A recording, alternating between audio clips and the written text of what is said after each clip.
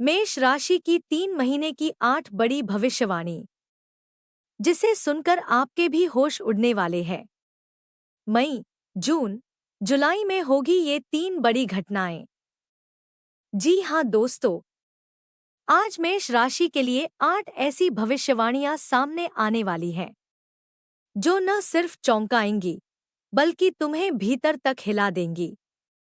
इनमें छुपा है तुम्हारा अतीत, तुम्हारा वर्तमान और तुम्हारा आने वाला भविष्य। ये वो बातें हैं जो तुमने कभी किसी से नहीं कही, लेकिन ये ग्रहीय संकेत आज उन्हें जुबान देने वाले हैं। दोस्तों, ये 3 महीने आपकी जिंदगी के सबसे महत्वपूर्ण महीने बनने जा रहे हैं, क्योंकि इन्हीं 3 महीनों में वो सब हो रहा है जो कई सालों में एक बार होता है। 29 मार्च को शनि देव राशि परिवर्तन कर चुके हैं और आपकी साढ़े साती की शुरुआत हो चुकी है। 15 मई को बृहस्पति देव, जो हर साल एक बार राशि बदलते हैं, वो भी अपनी स्थिति बदलेंगे। और 18 मई को राहु देव, जो लगभग हर 18 महीने में एक बार राशि बदलते हैं, वो भी आपके एक नए भाव में प्रवेश करेंगे। सोचिए, 3 बड़े ग्रह, 3 महीने और 3 बड़ी घटनाएं होने वाली है। मतलब, आपके जीवन में अब कोई हल्का बदलाव नहीं, बल्कि नीम हिलाने वाला परिवर्तन आने वाला है। अब सवाल ये नहीं है कि परिवर्तन आएगा या नहीं। सवाल ये है कि कहाँ आएगा, कैसे आएगा और उससे निपटने के लिए क्या करना है। तो आइए दोस्तों, बिना देरी किए हुए जानते हैं वो 8 बड़ी भविष्यवाणी के बारे में। लेकिन वीडियो में आगे बढ़ने से पहले कमेंट बॉक्स में सच्चे दिल से जय शनि देव, जय शनि महाराज जरूर लिखें। वीडियो को एक लाइक कर चैनल को सब्सक्राइब जरूर करें। दोस्तों, ये पूरा विश्लेषण चंद्र राशि यानी जन्म राशि पर आधारित है। और हाँ, अंत में मैं आपको कुछ अचूक ज्योतिषीय उपाय भी बताऊंगी, जो इन ग्रहों के प्रभाव को संतुलित करेंगे। बस जुड़े रहिए और अंत तक वीडियो को ध्यान से देखिए। तो चलिए अब शुरुआत करते हैं। पहली भविष्यवाणी, आपकी राशि के स्वामी है मंगल देव। मंगल 5 अप्रैल को कर्क राशि में प्रवेश करेंगे, यानी कि मिथुन से निकलकर सीधे आपके चतुर्थ भाव में आ जाएंगे। और सबसे खास बात यह है कि एक बार कर्क में आने के बाद मई और जून दोनों महीनों तक मंगल वहीं पर ही टिके रहेंगे। अगर स्वास्थ्य से रिलेटेड अगर मैं बात करूं तो साफ तौर पर कहूं तो इन 3 महीनों में कोई बड़ा रोग या गंभीर स्वास्थ्य समस्या दिखाई नहीं देती, क्योंकि बृहस्पति की स्थिति मजबूत है और सूर्य भी उच्च के होकर आगे बढ़ रहे हैं। बस एक छोटी सी सलाह है, 15 जून के बाद जब बृहस्पति तीसरे भाव में पूरी तरह स्थापित होंगे, तब आपको पाचन तंत्र यानी डाइजेशन और पेट से संबंधित मामलों में थोड़ा ध्यान रखना होगा। तले भुने खाने से परहेज करें और जल का सेवन बढ़ाएं, क्योंकि बृहस्पति और मंगल की संयुक्त चाल ये दिखा रही है कि पेट और मानसिक बेचैनी, यही 2 क्षेत्र हैं जहां से थोड़ी समस्या आ सकती है। बाकी शरीर में शक्ति बनी रहेगी, मन भी दृढ़ रहेगा। बस गुस्से को संयम में रखें और पेट का थोड़ा ख्याल रखें। तो सेहत के लिहाज से मैं कहूंगी, बिल्कुल संतुलित और सामान्य से अच्छा समय है। अब आगे सुनिए। अब मंगल कर्क में नीच के माने जाते हैं। इसका असर ये होगा कि आपकी पेशेंस यानी धैर्य की परीक्षा इन महीनों में जरूर होगी। कई बार छोटी छोटी बातों पर गुस्सा आ सकता है, चिड़चिड़ापन महसूस हो सकता है।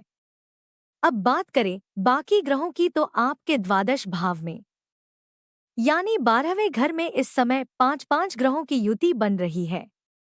राहु, सूर्य, बुध, शुक्र और शनि। ऐसे में मानसिक ऊहापोह, बार बार विचारों का भटकाव और एक अजीब सी बेचैनी आपको महसूस हो सकती है। लेकिन यह स्थिति उन लोगों के लिए भी बहुत शुभ है जो विदेश से जुड़ा कोई काम करना चाहते हैं या फिर अस्पताल, आश्रम या ध्यान साधना के क्षेत्र में काम कर रहे हैं। दूसरी भविष्यवाणी। मेष राशि वाले व्यक्तियों से एक बात साफ तौर पर कहूं, दोस्तों, राहु जो अब तक आपकी कुंडली के 12वें भाव में थे, वो अब 18 मई 2025 को राशि परिवर्तन करेंगे और आपके 11वें भाव में प्रवेश करेंगे। और जैसे ही राहु 11वें भाव में आएंगे, ये बदलाव पूरे 18 साल बाद आपके जीवन में फिर से हो रहा है। तो इसका प्रभाव सीधा आपकी इनकम, प्रमोशन और फाइनेंशियल ग्रोथ पर दिखाई देगा। राहु जब 11वें भाव में आते हैं तो वो आपकी इनकम को एक नई दिशा देते हैं और ये समय है जब आपको अचानक से धन लाभ या किसी प्रमोशन का समाचार या फिर किसी नई पोस्टिंग, ट्रांसफर या रोल में बदलाव की संभावना बनती है। लेकिन ध्यान रहे, सिर्फ राहु के आने से कुछ नहीं होगा। अगर आप खुद भी मेहनत कर रहे हैं, एफर्ट्स डाल रहे हैं, तभी राहु का यह गोचर आपके लिए फलदायक साबित होगा। अब बात करते हैं विद्यार्थियों की। जैसे ही राहु 11वें में आएंगे, केतु भी 18 मई को ही पंचम भाव में प्रवेश कर जाएंगे। केतु पंचम में आते हैं तो शिक्षा से जुड़े कुछ परिवर्तन सामने आने लगते हैं। कोई विद्यार्थी अपना कॉलेज बदल सकता है, कोई स्कूल या ट्यूशन सेंटर चेंज कर सकता है, या फिर किसी नई स्ट्रीम या नए विषय को अपनाने का विचार कर सकता है। ये सब परिवर्तन एक दिन में नहीं होंगे, लेकिन 18 मई के बाद धीरे धीरे चीजें आपकी लाइफ में बदलती दिखाई देंगी और वहीं से कोई बड़ा निर्णय, कोई नया करियर मोड़ या नई दिशा में कदम शुरू हो सकता है। तीसरी भविष्यवाणी। तो दोस्तों, अब बात करते हैं शनि की साढ़े साती की, जो अप्रैल 2025 से मेष राशि वालों के लिए शुरू हो चुकी है। अब सबसे पहले तो एक बात साफ कह दूं, डरने की कोई जरूरत नहीं है, क्योंकि शनि जब आते हैं तो सिर्फ दुख देने नहीं आते। वो आते हैं आपको तैयार करने, समझदार बनाने और कर्मों का हिसाब किताब दिखाने। ये वही साढ़े साती है जो 30 साल बाद फिर से लौटती है और ये आपको रियलिटी से कनेक्ट कराती है। अगर आपने जीवन में मेहनत की है, ईमानदारी रखी है, तो यही शनि आपको गौरव और ग्रोथ देंगे। शनि की साढ़े साती में आपको लगेगा कि जिम्मेदारियां अचानक बढ़ गई हैं, कंधे भारी हो गए हैं और हर काम में समय, धैर्य और संयम जरूरी हो गया है। कुछ को घर परिवार की चिंता रहेगी, पर याद रखिए, ये स्थायी नहीं है, ये आपके कर्मों का परिणाम है। हर मेष राशि वाले को एक जैसा फल नहीं मिलेगा। किसी की कुंडली में शनि शुभ है तो वहीं से अभूतपूर्व तरक्की, सम्मान और लाइफ टर्निंग मूवमेंट्स शुरू हो सकते हैं। और अगर शनि कमजोर है तो थोड़े टेस्टिंग टाइम, थोड़ी परिवार में खींचतान या बिना वजह की टेंशन सामने आ सकती है। और हाँ, इस समय सबसे बड़ी चीज जो शनि सिखाते हैं वो ये है कि कौन आपका सच्चा है और कौन नकली, कौन आपके साथ है और कौन सिर्फ दिखावे में है।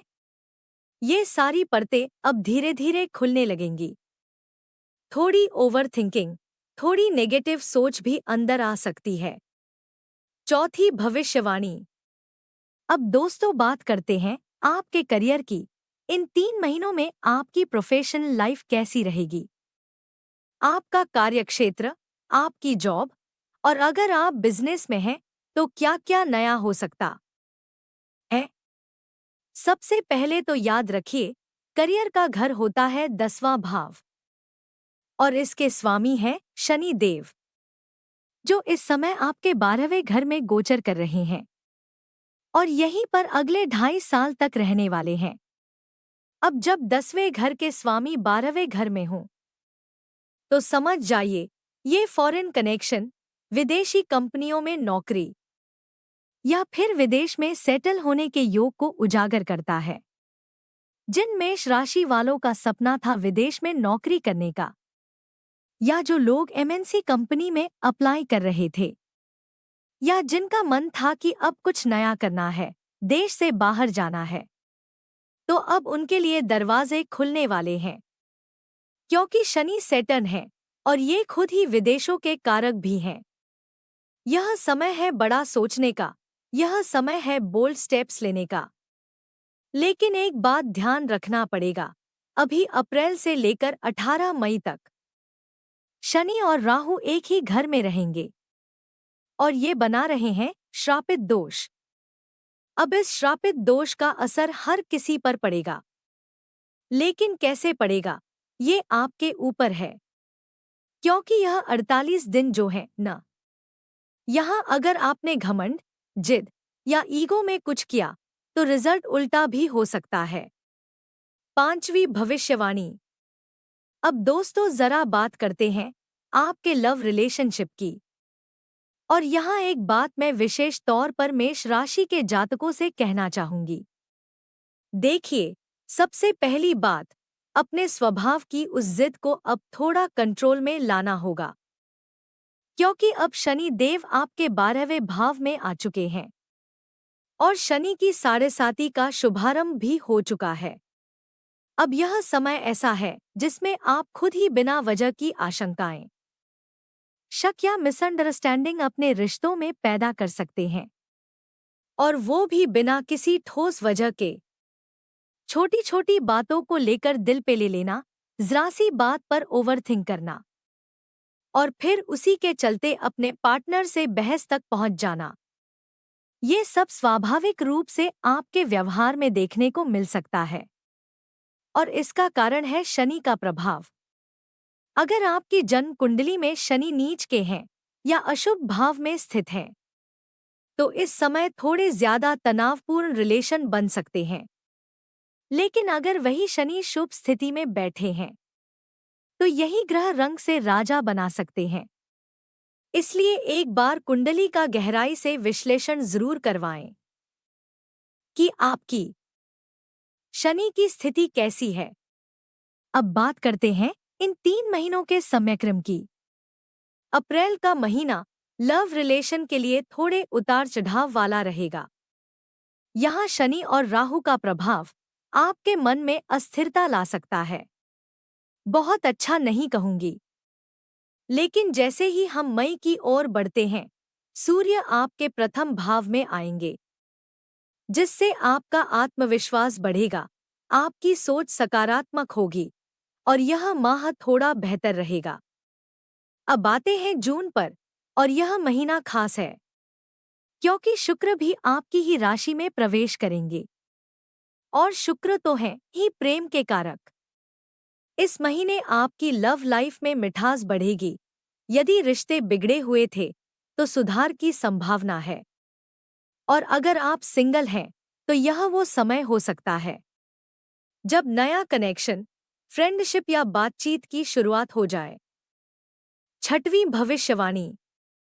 अब दोस्तों बात कर लेते हैं शिक्षा की। सबसे पहली बात, अगर आप कुछ नया शुरू करने की सोच रहे हैं, कोई नया कोर्स, कोई बड़ी पढ़ाई या फिर किसी प्रतियोगी परीक्षा की तैयारी, तो मैं आपको स्पष्ट कहना चाहूंगी कि 1 मई से पहले कोई बड़ा स्टेप मत लीजिए। अब खास बात उन विद्यार्थियों की जो गवर्नमेंट जॉब्स की तैयारी कर रहे हैं या फिर जिनका कोई एग्जाम 14 अप्रैल से लेकर 14-15 मई के बीच है। यह समय आपके लिए गोल्डन पीरियड है। सूर्य की उच्च स्थिति आपको मान सम्मान, आत्मविश्वास और सफलता की ओर ले जाने में मदद करेगी। 15 मई से 15 जून तक का समय भी खराब नहीं है।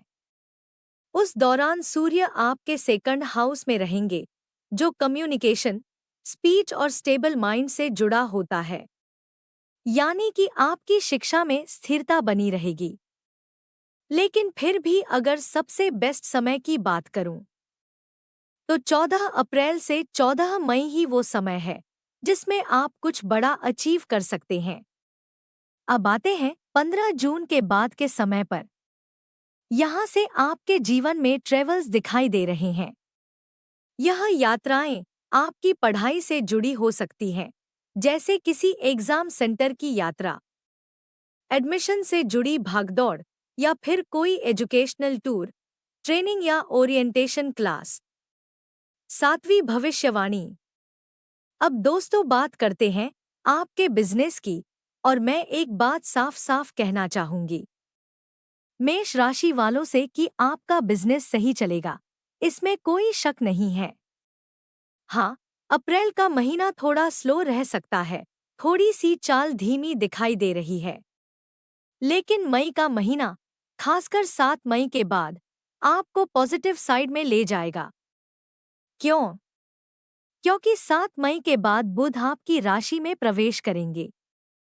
पहले फर्स्ट हाउस में आएंगे, फिर सेकंड हाउस में जाएंगे, और वहीं से आपकी बिजनेस स्किल्स, प्लानिंग और एक्सपेंशन में बढ़त दिखाई देगी। अब अगर बात करें कुछ अत्यंत आवश्यक उपायों की, जो मेष राशि वालों को इन महीनों में जरूर करने चाहिए। सबसे पहला उपाय, शनि के बीज मंत्र का जाप। रोज सुबह ओम प्रा प्री प्रो स शनैश्चराय नमः ये मंत्र आपको 108 बार जाप करना है। दूसरा उपाय, हनुमान चालीसा का पाठ रोज करें। अगर आप रोज सुबह कर सकते हैं तो बहुत उत्तम है। इन 4 उपायों को आपने नियम से किया तो शनि की 7.5 का असर संतुलित हो जाएगा और जीवन में ग्रोथ, पॉजिटिव चेंज और शांति आना शुरू हो जाएगी। तो दोस्तों, कैसी लगी आपको ये जानकारी? अगर दिल से जुड़ाव महसूस हुआ हो तो वीडियो को लाइक जरूर कीजिए, शेयर कीजिए अपने अपनों के साथ और जुड़े रहिए हमारे साथ। हम लाते रहेंगे आपके लिए ऐसी ही ज्योतिषीय मार्गदर्शक बातें।